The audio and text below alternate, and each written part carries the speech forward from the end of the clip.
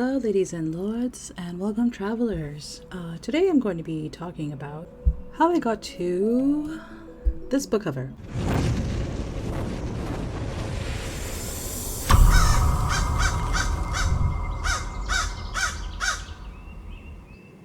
And at the moment, I am also giving my book cover Prima some texture. It's not really important because no one's going to be looking at the book cover like this close. But I am a little perfectionist, so I kind of want to give it some texture just because it's also something that I might want to use in the future, like say merch or something, some jazz like that.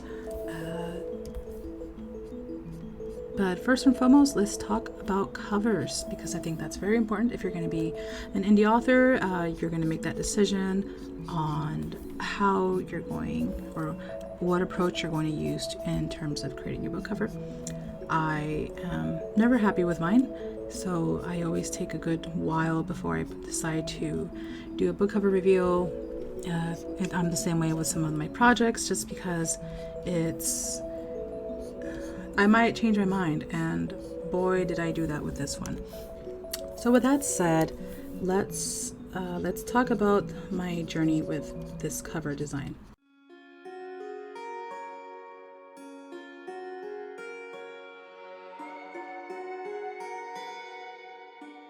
There are many approaches that you can do when it comes to creating a book cover. I don't consider indie authors to be professional book cover designers. A lot of them are book cover designers, but that's not to say that also coincides with them being professional, because anyone could be a book cover designer if you have Canvas or if you have software like I have, like Photoshop and whatnot. I think what separates a professional book cover designer, aside from the skill and the price points, is also that they know the market. And if you want to do your own book covers, you don't have to be, A-class professional, but you do have to know the market and really see where your book would fit in if it was to be placed with other books that are similar to yours. Book covers change all the time. Some of my favorite books that I really like The Silver Kiss by Annette Curtis, was changed to this other darker, I don't know. I was unhappy with it. I was like, no, the first cover looked amazing, but she's doing it. She's making a marketing decision, or at least the trad house is, so that they can appeal to obviously a new generation, because her book has been out for a while, and you gotta do what you gotta do. Now, if you can't afford a book cover designer, you're gonna be like me and you're gonna be creating your own. I say me because also I'm also creative, and I don't want to give full control with my book cover designs. I think if I had the funds for it to pay for a very nifty, I would. Really put your pride aside when it comes to creating your own book covers, because again, you creating it yourself doesn't make you a professional book cover designer. You gotta do the work and know where the market is, and know that your title and your author font should not be the same. If you at least know that, then you're in the right track, right? Definitely gain those skill sets by doing your research. And that's the most important part, because we're going to see how I got to this cover. The appeal I wanted to give, the general message I wanted to give when someone looks at this cover, is the title, Children of Emo. I'm going to be hard on myself. The title, and who the heck this is, and why is there a horse here, and what's with this tree, and what the heck are these? I wanted to have my reader kind of dissect my book, and obviously that depends of the genre you're trying to create, the genre that you write. The genre that you write. If you write 6-pack covers, it's because people are going to expect what they're going to expect when they open a book cover that has a 6-pack dude. This one, it was just kind of to show the nature of a woman bonding with a horse and a guy with a sword, because anyone who likes sword and sorcery type of fantasy.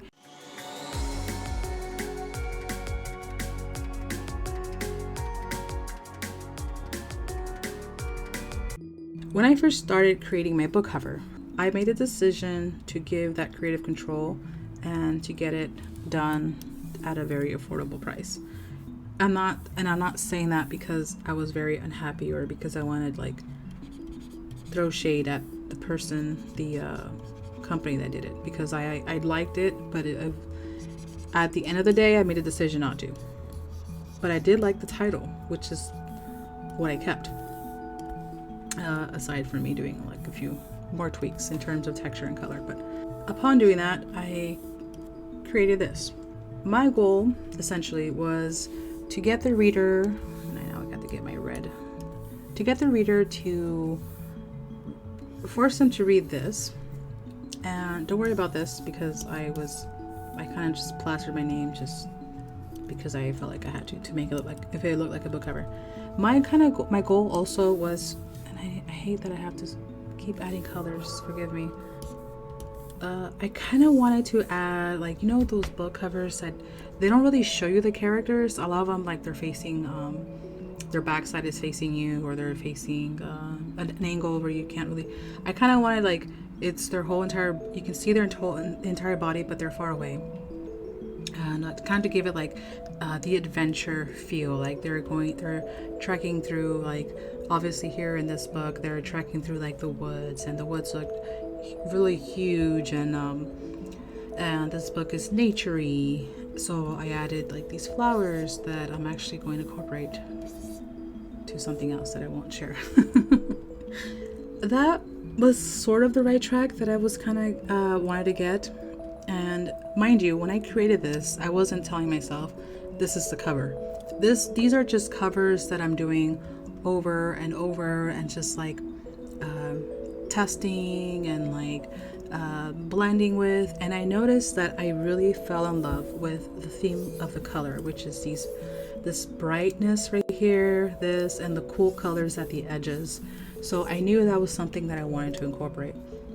But something like internally, you know how it's kind of like pantsing, where you kind of follow your intuition. My intuition was like, girl, you're not going to continue this. You keep the theme, but do something else with it.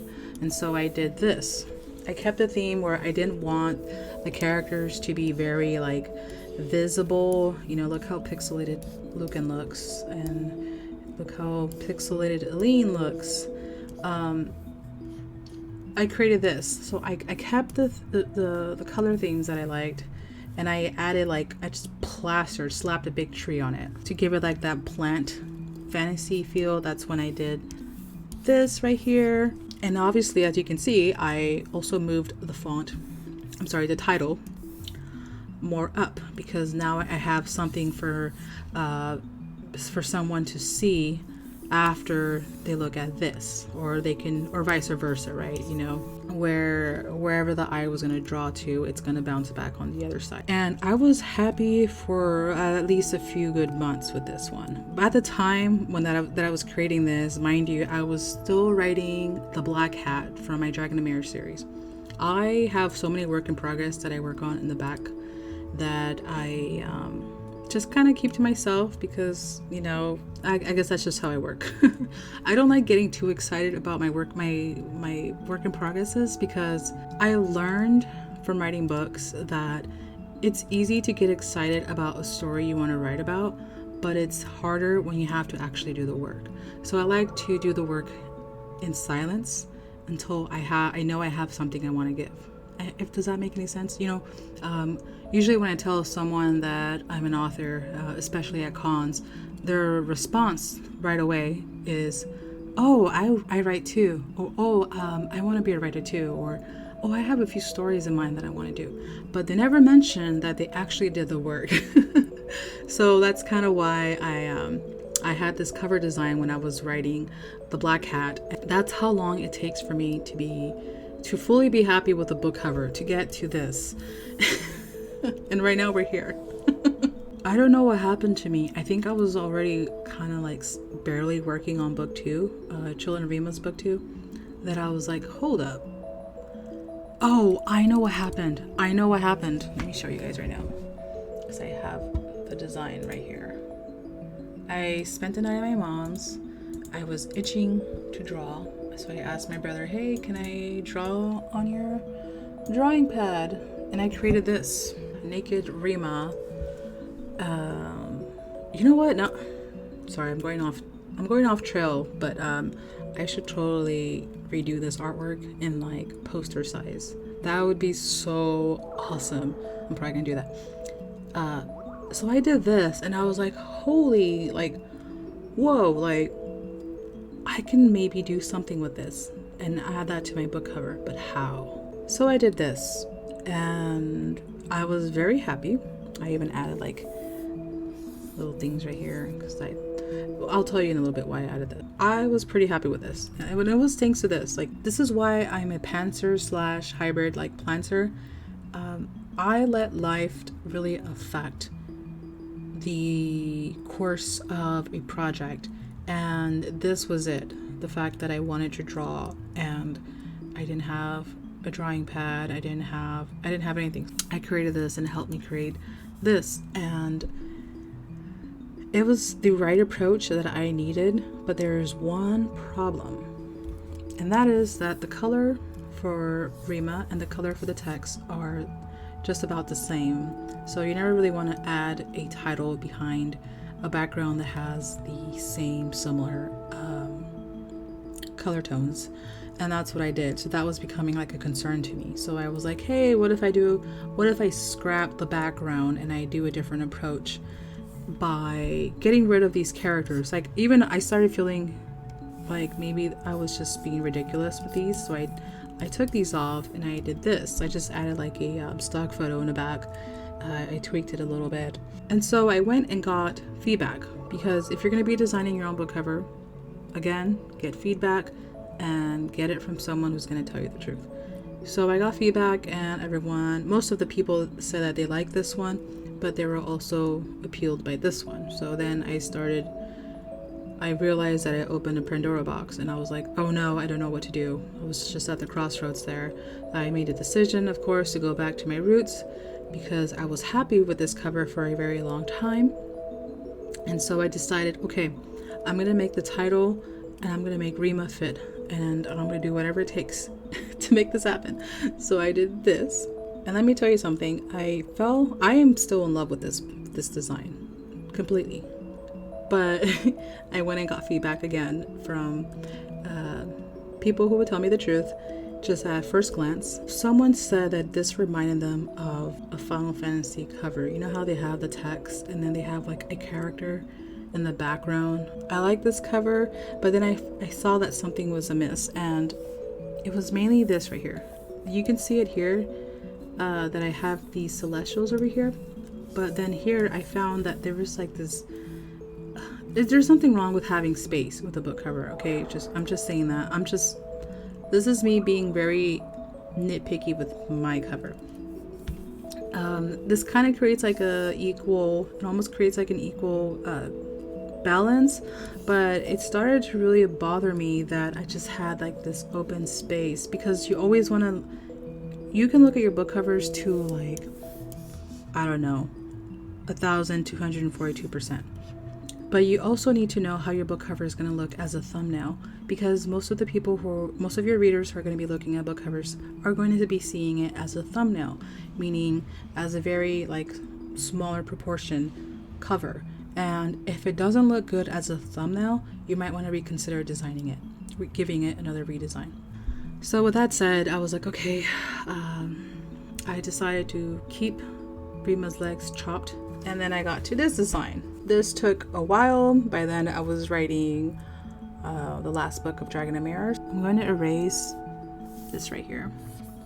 I'm going to make the decision to delete this. It's nice telling the reader that this is book one, or book one of the series, of the something series, or the Roman numerals, or spelling out the number than just typing the number, or you know what I mean.